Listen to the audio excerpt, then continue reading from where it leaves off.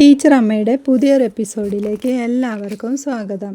അങ്ങനെ ആദ്യ രാത്രി പാലൊന്നും കുടിക്കാതെ മിഥുൻ സാറും നീന ടീച്ചറും ചായ ഉണ്ടാക്കുകയാ. സ്വപ്നങ്ങളൊക്കെ പാല് പോലെയും ജീവിതം ചായ പോലെയുമാ. അത് നമ്മൾ ഉണ്ടാക്കിയെടുക്കുക ചെയ്യാം. നമുക്ക് ജീവിതം കുടിച്ചങ്ങ് തുടങ്ങാം. എല്ലാവരും ജീവിതം കിടപ്പുമുറിയിലാ തുടങ്ങുക. നമ്മൾ അടുക്കളയിലാന്ന് പറഞ്ഞ് ചായയൊക്കെ കുടിക്കുന്നുണ്ടവർ. ടീച്ചർ അമ്മയാണ് ഈ സൗഹൃദം പ്രണയത്തിലേക്ക് വഴിമാറാൻ കാരണമെന്നവർ പറയുന്നുണ്ട്. എന്നിട്ട് മിഥുൻ നീനയെ ഉമ്മ വയ്ക്കാൻ തുടങ്ങുമ്പോഴേക്കും പുറത്തുനിന്ന് പീറ്ററിന്റെ ചീത്തവിളി കേൾക്കാം. എന്റെ സമ്മതമില്ലാതെ മോളെ തട്ടിക്കൊണ്ടുവന്ന് ജീവിക്കുക, നീയൊക്കെ സ്കൂളിൽ പ്രേമമാണോ പഠിപ്പിക്കുന്നത്, ഇറങ്ങി വാടാന്നൊക്കെ വിളിച്ചു പറയുമ്പോൾ ദേഷ്യത്തോടെ അങ്ങോട്ട് പോവാൻ നിൽക്കുന്ന മിഥുൻ നീന കരഞ്ഞോണ്ട് മിഥുനെ പിടിച്ചു വെക്കുന്നുണ്ട്. രാത്രി ഉറങ്ങിക്കിടക്കുന്ന ടീച്ചർ അമ്മയ്ക്ക് കോൾ വരുന്നുണ്ട്.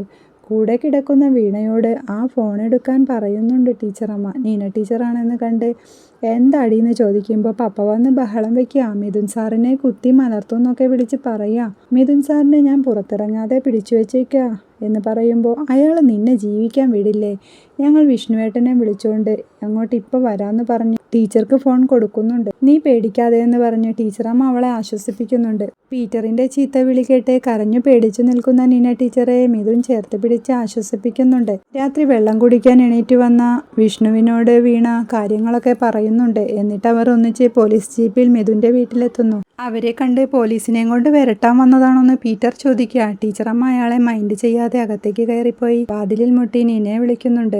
മല്ലേപ്പള്ളി സർക്കിളിന് ഇവിടെ റോളൊന്നുമില്ല, പേടിപ്പിക്കാതെ പോ സാറേ.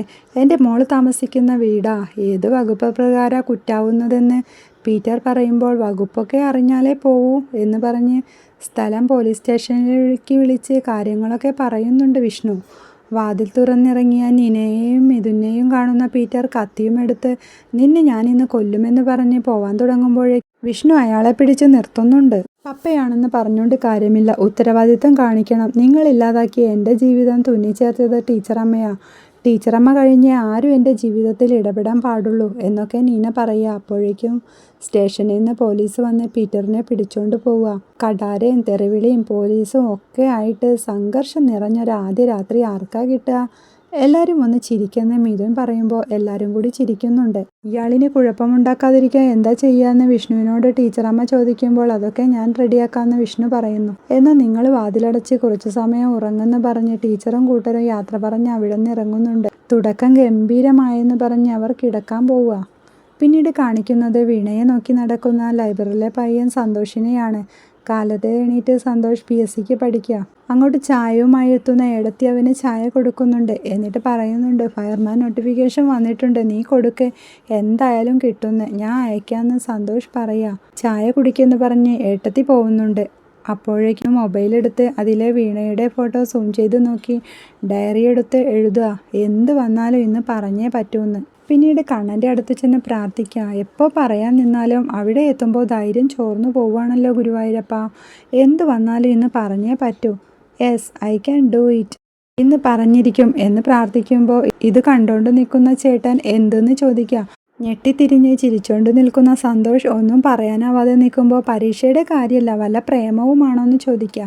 എന്നെപ്പോലെ പ്രേമത്തിൽ വീണിട്ട് പാവപ്പെട്ട വീട്ടിലെ പെണ്ണിനെ വിളിച്ചോണ്ട് വരണ്ട, ഗവൺമെൻറ് ജോലിയൊക്കെ വാങ്ങിച്ച് ഒരു പണക്കാരി പെണ്ണിനെ സ്ത്രീധനം വാങ്ങി കെട്ടണം.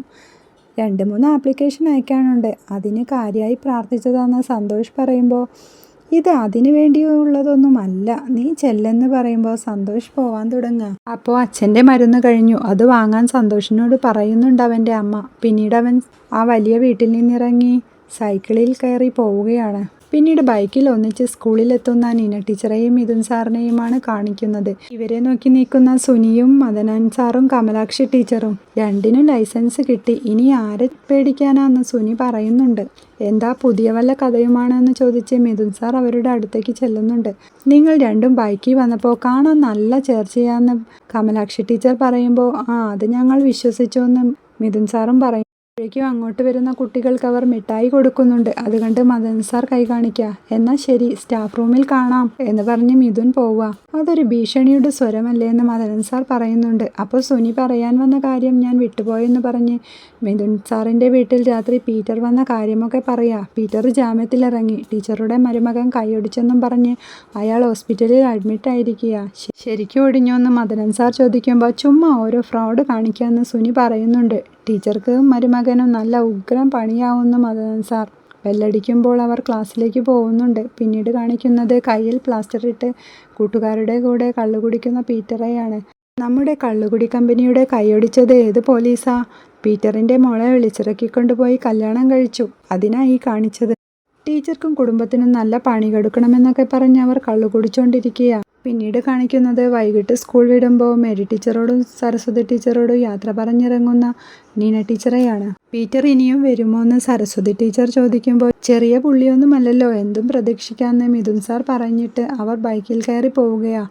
ജോൺ കാറുമായി അങ്ങോട്ട് വരുന്നുണ്ട്. ടൂറിൻ്റെ ട്രാവലറൊക്കെ ബുക്ക് ചെയ്തു. ടീച്ചർ വന്നില്ലേൽ ക്യാൻസൽ ചെയ്യുമെന്ന് അമ്മയടക്കമുള്ളവർ പറയുന്നേ. വന്നില്ലേൽ ഞാൻ നാണം കെടും എന്ന് ജോൺ പറയുക.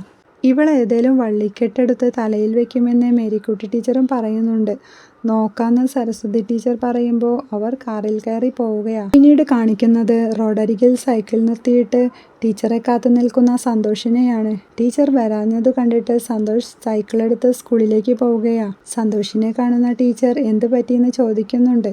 അപ്പോൾ സന്തോഷ് പറഞ്ഞു തുടങ്ങുന്നുണ്ട്. ഞാൻ പറയുന്നത് പറ്റില്ലാന്ന് ടീച്ചർ പറയരുത്, പേടിച്ചിട്ടാ ഇത്രയും കാലം പറയാഞ്ഞേ. എനിക്ക് വീണയെ ഒത്തിരി ഇഷ്ടമാണ്, കല്യാണം കഴിക്കാൻ താല്പര്യമുണ്ട്, ഞാൻ നന്നായി നോക്കിക്കോളാം, PST ലിസ്റ്റിലൊക്കെ ഉണ്ട്. 6 മാസം കഴിഞ്ഞാൽ നിയമനം കിട്ടും, അതുവരെ വേറെ ആർക്കും വീണയെ പിടിച്ചു കൊടുക്കരുത്. മോൻ ഇത് വീണയോട് പറഞ്ഞോന്ന് സരസ്വതി ടീച്ചർ ചോദിക്കുന്നുണ്ട്. ഇല്ല. എന്നാൽ പിന്നെ സന്തോഷിനെ ജോലിയൊക്കെ കിട്ടിയിട്ട് ഇത് ആലോചിക്കാം. തൽക്കാലം വീണയോട് പറയണ്ട, ജോലി കിട്ടി വരുമ്പോൾ നോ പറയരുത്. ടീച്ചർ വിചാരിച്ചാൽ നടക്കുന്ന സന്തോഷ് പറയുമ്പോൾ അവളുടെ ഇഷ്ടം കൂടി നോക്കണ്ടേ. ജോലി കിട്ടിയിട്ട് ഇക്കാര്യം പറയാം, എന്നിട്ട് ഓക്കെ ആണെങ്കിൽ നടത്താം. അതുവരെ ഈ കാര്യം നീനയോട് പറയരുത്. അത് മതിയെന്ന് സന്തോഷ് സമ്മതിക്കുന്നുണ്ട്. അപ്പോഴാണ് ടീച്ചറെ കൂട്ടാൻ വീണ സ്കൂട്ടിയിൽ അങ്ങോട്ട് വരുന്നത്. ഇത് കാണുമ്പോഴേക്കും സന്തോഷ് ഓടി സൈക്കിളിൽ കയറി പോവുക. സ്കൂട്ടിയിൽ വരുന്ന വീണ സൈക്കിളിൽ പോകുന്ന അവനെ നോക്കുന്നിടത്താണ് ഇന്നത്തെ എപ്പിസോഡ് അവസാനിക്കുന്നത്. വീഡിയോ ഇഷ്ടമായാൽ സപ്പോർട്ട് ചെയ്ത് സബ്സ്ക്രൈബ് ചെയ്യണേ.